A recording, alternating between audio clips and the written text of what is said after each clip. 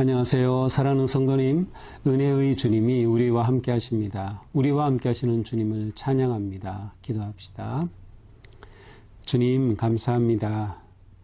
오늘도 주님의 은혜로 새날을 주시고 또 오늘 하루를 은혜 가운데 주님 앞에 거하게 하여 주심에 감사드립니다.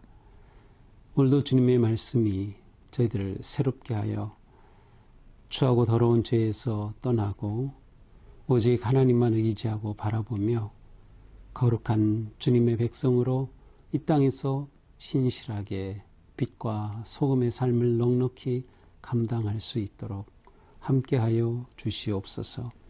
언제나 말씀 위에 든든히 서고 말씀으로 새로워지며 말씀의 능력으로 승리하는 저희가 되게 하여 주시옵소서.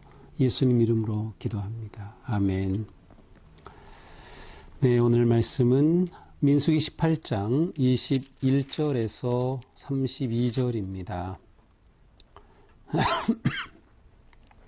내가 이스라엘의 11조를 레위 자손에게 기업으로 다 주어서 그들이 하는 일 곧 회막에서 하는 일을 감나니 이후로는 이스라엘 자손이 회막에 가까이 하지 말 것이라 죗값으로 죽을까 하노라. 그러나 레위인은 회막에서 봉사하며 자기들의 죄를 담당할 것이요 이스라엘 자손 중에는 기업이 없을 것이니 이는 너희 대대의 영원한 율례라. 이스라엘 자손이 여호와께 거제로 드리는 11조를 레위인에게 기업으로 줬으므로 내가 그들에게 대하여 말하기를 이스라엘 자손 중에 기업이 없을 것이라 하였노라. 여호와께서 모세에게 말씀하여 이르시되 너는 레위인에게 말하여 그에게 이르라. 내가 이스라엘 자손에게 받아 너희에게 기업으로 준 11조를 너희가 그들에게서 받을 때에 그 11조의 11조를 거제로 하나님께 드릴 것이라. 내가 너희의 거제물을 타작마당에서 드리는 곡물과 포도즙 틀에서 드리는 즙같이 여기리니 너희는 이스라엘 자손에게서 받는 모든 것의 11조 중에서 여호와께 거제로 드리고 여호와께 드린 그 거제물은 제사장 아론에게로 돌리되 너희가 받은 모든 헌물 중에서 너희는 그 아름다운 것 곧 거룩하게 한 부분을 가져다가 여호와께 거제로 드릴지니라. 그러므로 너는 그들에게 이르라. 너희가 그 중에서 아름다운 것을 가져다가 드리고 남은 것은 너희 레위인에게는 타작마당의 소출과 포도즙 틀의 소출같이 드리니 너희와 너희의 권속이 어디에서든지 이것을 먹을 수 있음은 이는 회막에서 일한 너희의 보수임이니라. 너희가 그 중 아름다운 것을 받들어 드린즉 이로 말미암아 죄를 담당하지 아니할 것이라. 너희는 이스라엘 자손의 성물을 더럽히지 말라. 그리하여야 죽지 아니하리라. 아멘. 자, 오늘 말씀은 레위인의 몫에 관한 말씀입니다. 자, 어제는 제사장의 몫입니다. 제사장이 취하고 또 먹을 수 있는 제사장에게 주신 것. 자, 오늘은 레위인에게 주신 것이죠. 자, 레위인에게 주신 것은 무엇일까? 21절 내가 이스라엘의 11조를 레위 자손에게 기업으로 다 주어 그들이 하는 일 곧 회막에서 하는 일을 감나니. 자, 하나님께서는 레위 자손들은 이스라엘 백성들이 드리는 11조를 기업으로 삼도록 했어요. 여기서 이제 기업이라는 것은 원래는 땅을 의미합니다. 그러니까 이 레위인들에게는 땅이 없어요. 이제 이들이 실제로 가나안 땅에 들어갔을 때에도 모든 12지파에게는 땅이 분배되었지만 레위인 지파에는 땅이 분배되지 않았어요. 이들은 12지파에 각각 흩어져서 48개의 성읍에 거주하였죠. 물론 그 중에는 이제 도피성도 포함이 되어 있는데 이렇게 그들이 살아가기 위해서 땅이 필요하고 땅이 있어야 농사 짓고 또 과일을 얻고 또 양을 치고 뭐 이런 것이 가능할 텐데 이들에게는 없어요. 그래서 하나님이 하시는 거죠. 레위 자손에게 이스라엘 백성들이 바친 11조를 그들의 기업으로 그렇게 정해 주시는 겁니다. 자, 레위는 전적으로 제사장들을 도와서 성막의 일을 하도록 하셨어요. 이렇게 함으로써 하나님은 레위인들이 먹고 사는 것에 생계에 염려하지 않고 하나님이 맡겨주신 이 일에 온전히 헌신할 수 있도록 사명에 집중할 수 있도록 하신 거죠. 하나님께서는 공급하여 주시는 하나님이심을 보여주고 있습니다. 자, 이렇게 레위인들을 회막, 성막의 일을 맡은 자들로 따로 세운 것은 22절에 보니까 이후로 이스라엘 자손이 회막에 가까이 하지 말 것이라 죗값으로 죽을까 하노라. 자, 우리 앞에서 혹시 기억나나요? 민수기 17장 13절에 보니까 또 12절에도 보니까 이스라엘 자손들이 우리 망하게 되었다, 우리 죽게 되었다 하면서 굉장히 성소에 가는 것을 두려워하게 되었어요. 그래서 하나님께서는 이 레위인들을 백성들과 성막 사이에 두신 셈이에요. 그래서 백성들이 성소에 와서 잘못됨으로 하나님의 벌을 받는 일이 없도록 이스라엘 백성들을 보호해 주시기 위해서 성막은 전적으로 레위인들이 맡아서 돌보도록 그렇게 세우신 겁니다. 그래서 이스라엘 자손이 회막에 가까이 하지 않게, 성막에 가까이 하지 않게 그렇게 함으로 죗값으로 죽을까 하노라 하신 그 죄에 이스라엘 백성들이 빠지지 않게 해 주신 거죠. 자, 그러니까 이제 레위인의 입장에서는 그들의 사명이 무엇이에요? 이스라엘 백성들을 보호하는 것입니다. 이스라엘 백성들을 안전하게 영적으로 하나님의 진노를 막아주는 자리에 서는 겁니다. 그렇게 중요한 자리에 있음을 보여주고 있습니다. 이렇게 함으로 레위인들은 이제 회막에서 봉사하면서 그들의 죄를 담당할 것이라 자신들과 백성들의 죄를 담당하는 겁니다. 그들의 죄를 하나님 앞에서 사함받게 하고 하나님 앞에 규례대로 나올 수 있도록 하는 것이죠. 24절 이스라엘 자손이 여호와께 거제로 드리는 11조를 레위인에게 기업으로 줬으므로 내가 그들에 대하여 말하기를 이스라엘 자손 중에 기업이 없을 것이라 하였노라. 그렇죠. 앞에 말씀한 거 반복하고 있죠. 자, 여기서 거제라는 것은 원래 이제 거제는 하나님 앞에 제사를 드릴 때 동물을 높이 들어서 드리는 것이 이제 거제였는데 여기서 말하는 거제는 봉헌하였다, 올려드렸다라는 뜻이에요. 그래서 봉헌한 11조라고 하는 그러한 의미죠. 그러니까 하나님께 이렇게 이스라엘 백성들이 봉헌하여 드린 11조는 이스라엘 백성들을 위해 세운 레위인의 몫으로 떼어 놓으신 겁니다.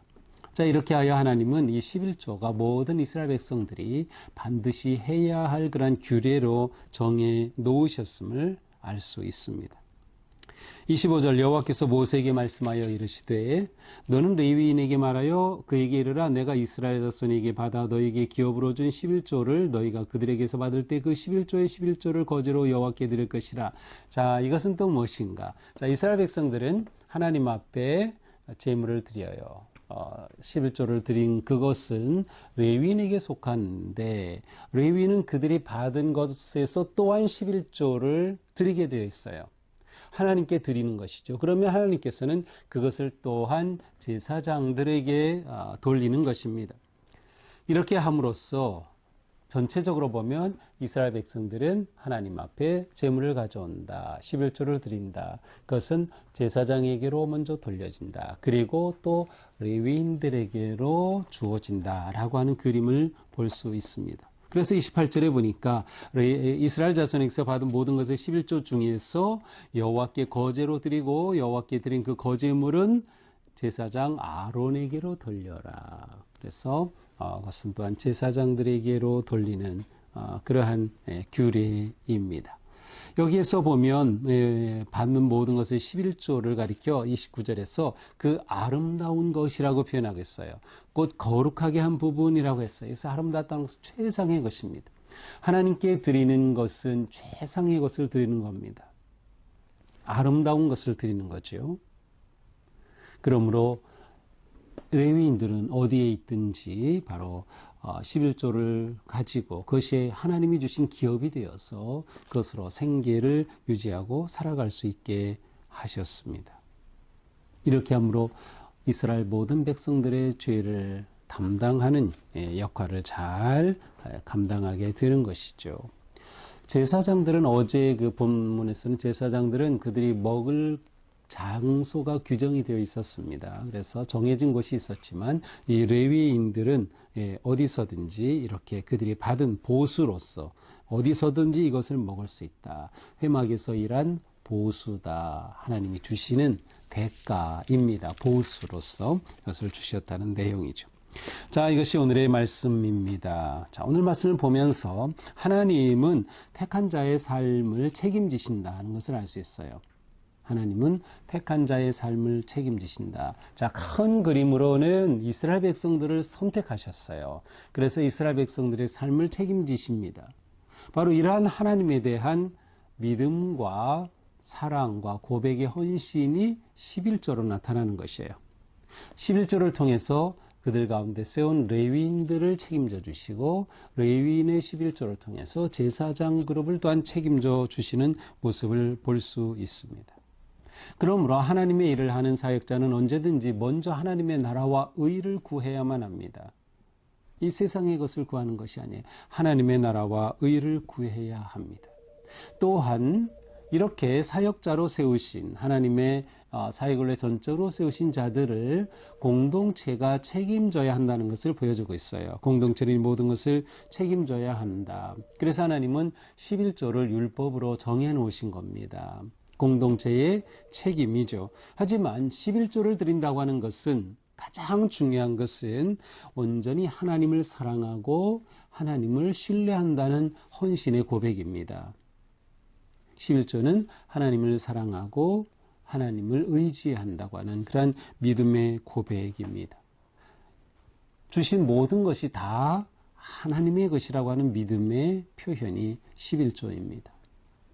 그러므로 11조는 단지 교회에서 법으로 정해놓은 것이 아닙니다. 꼭 11조로 해야만 합니다. 우리 감리교 법에도 그런 것 없어요. 강요하지 않아요. 하지만 성도님들은 하나님의 은혜와 사랑 그리고 하나님이 내 모든 삶의 생명과 삶의 주인 되심을 믿고 고백하기에 하나님의 주 되심을 인정하며 기쁨으로 11조로 봉헌하는 것이죠. 우리는 11조를 할 때 가장 좋은 것을 드립니다. 먼저 드리는 거예요. 쓰고 남은 것이 11조가 아니라 11조를 드리고 남은 것이 우리가 사용하는 것이 되는 거죠. 이것은 우리의 신앙적인 경건 생활에 아주 중요한 포인트입니다.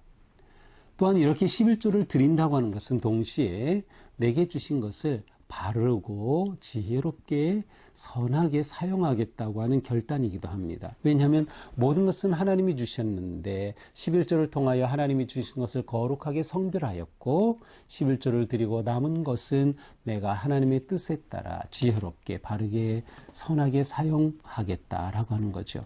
이렇게 살아가는 삶이 하나님 앞에 거룩하게 드리는 그러한 헌신의 삶이라고 할 수 있습니다. 그러므로 우리가 드릴 때는 언제나 감사와 기쁨으로 드립니다. 우리 교회 성도님들도 헌금할 때 얼굴 찡그리고 막 억지로 하는 분을 본 적이 없어요. 또 감사헌금하면 거기에 이렇게 적어서 또 그 내용을 적어서 내기도 하는데 보면 감사가 넘쳐나죠. 11조 드릴 때에도 기쁨이 넘쳐나요. 이것은 정말 우리에게 주신 놀라운 은혜인 것이죠. 우리의 삶이 이렇게 하나님이 주신 은혜와 사랑과 헌신의 기쁨으로 감사하면서 결단하는 그러한 삶이 될 수 있기를 주님의 이름으로 축복합니다. 또한 우리의 살아가는 삶의 가정의 직장과 기업과의 모든 것이 하나님이 내게 주신 것이다 라고 하는 그 믿음을 가지고 또 하나님께서는 우리에게 공급하여 주시고 우리가 믿음의 삶을 살아갈 때 이 모든 것을 책임져 주신다고 하는 확신을 가지고 나아가야 할 것입니다. 우리 삶이 거룩하게 하나님께 드려지고 헌신된 아름다운 삶이 되기를 주님의 이름으로 축복합니다. 기도하겠습니다.